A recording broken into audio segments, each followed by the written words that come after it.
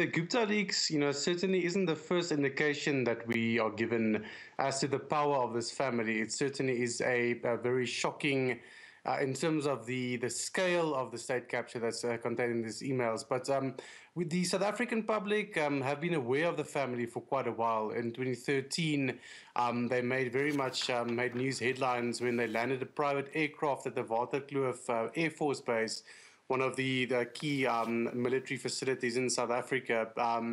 And since then, it's basically been a situation where, the dam wall increasingly started to break in terms of all these scandals around the family and the extent of the power and the hold that they have over the South African government, especially the office of President Jacob Zuma.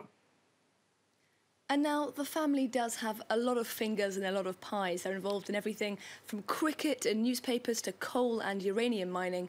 Which activities are these allegations of corruption centred on, principally?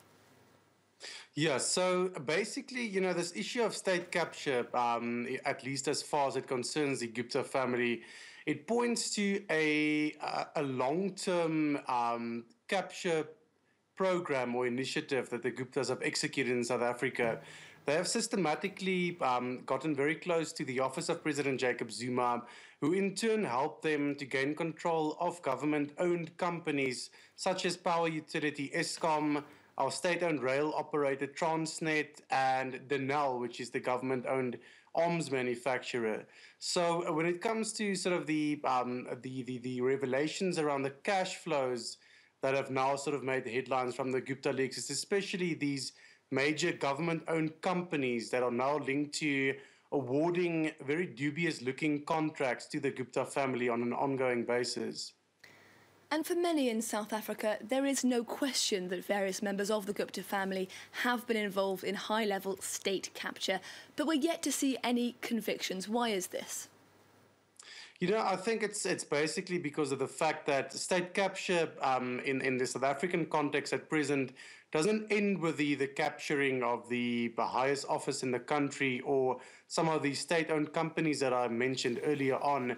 We are sitting in a situation, unfortunately, where our prosecuting authority, the National Prosecuting Authority, as well as the Hawks, which is South Africa's elite crime busting unit, seem to be very lethargic when it comes to the investigation of any indication of corruption that involves high-level individuals.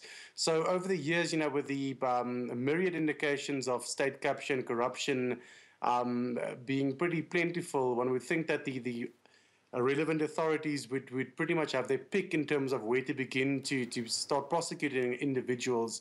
But we are sitting in a situation where there seems to be no appetite from the prosecuting authority to actually take seriously any of these indications of state capture and corruption.